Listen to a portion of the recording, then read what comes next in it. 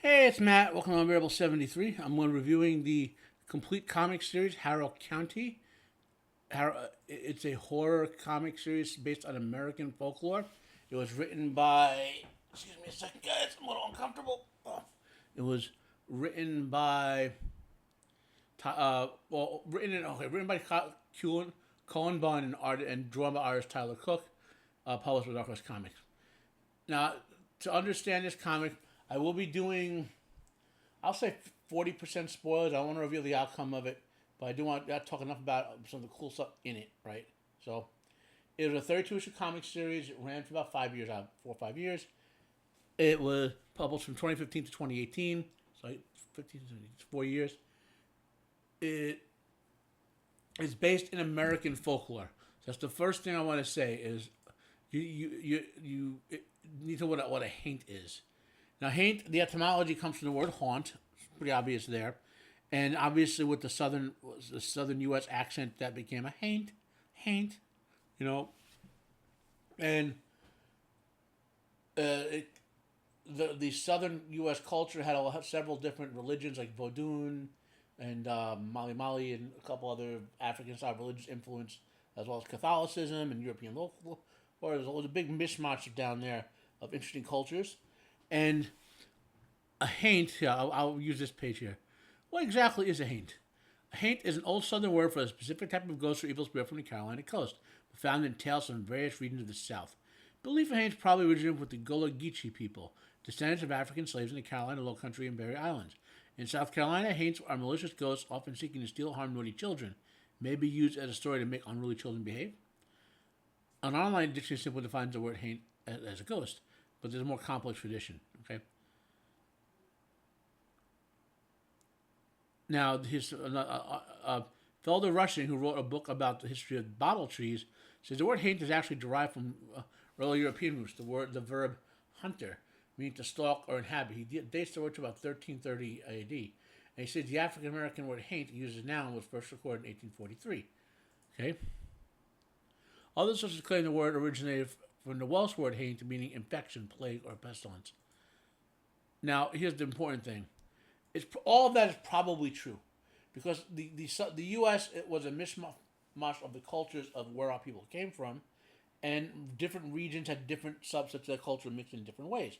So, as Thomas Sowell pointed out, Southern black culture, the freed slaves, had their culture very influenced by what he would call lower class English city culture.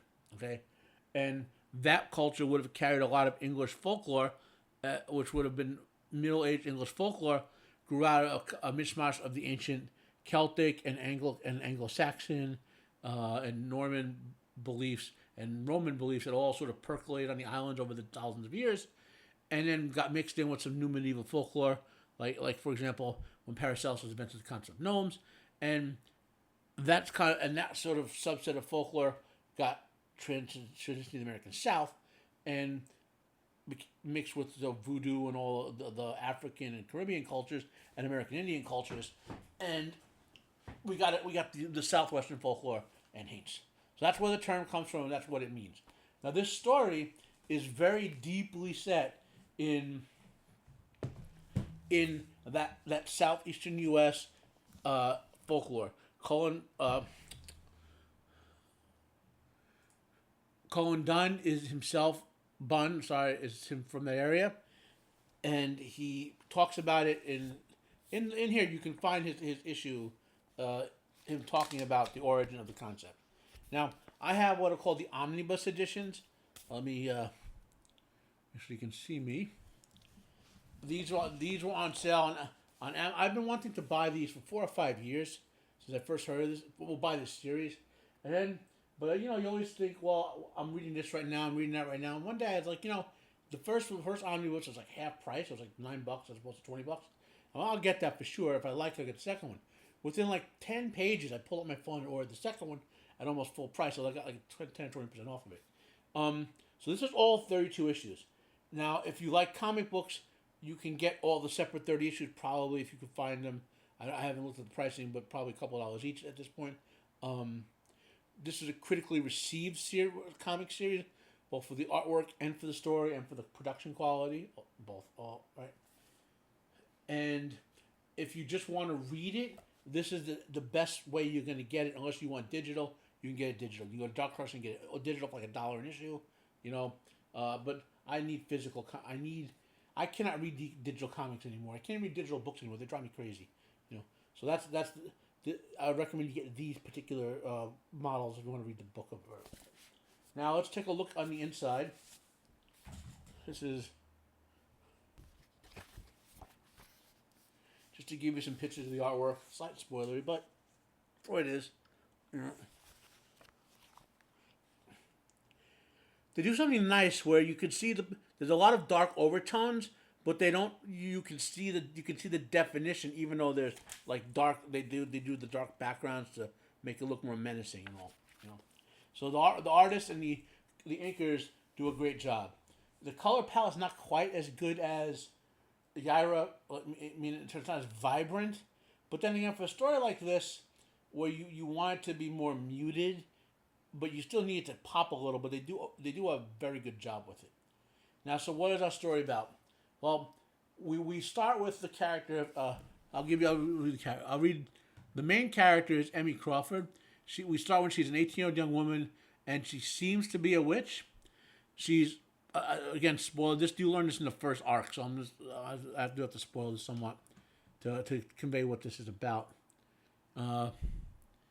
We learn that she's a witch. She's presumed to be reincarnation of the witch Hester Beck, and she has powerful abilities. We meet Cammie's dad. We meet the townsfolk. Cammie's best friend is Bernice Anderson, and she's a student of a local witch named Lovey Belfort.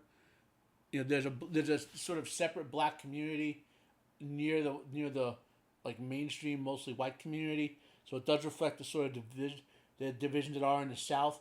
There's no crazy racism in this or whatever.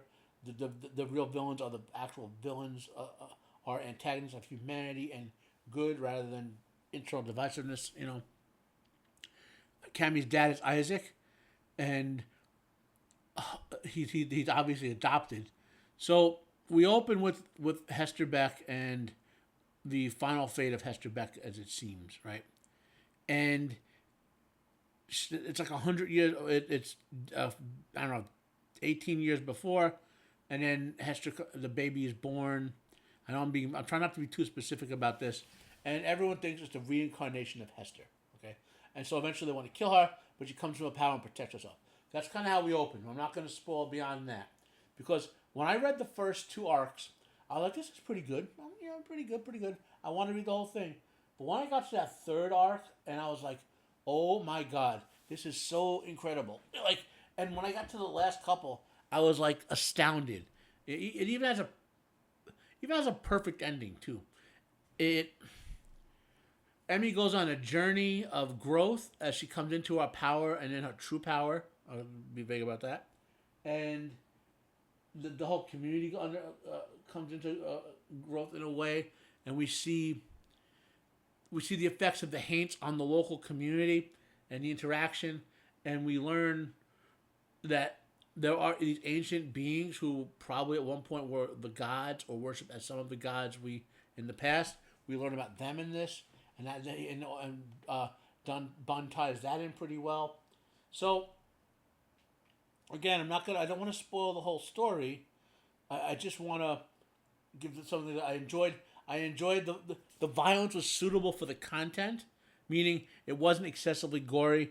I'm not opposed to excessive gore in appropriate story, but for this type of story, this is the horror. It's not a gore horror. You know, it's a terror horror type of thing. You know, if they would have filmed this live, like a movie they style this emulate for this, would be something like the Conjuring movies, the Conjuring universe.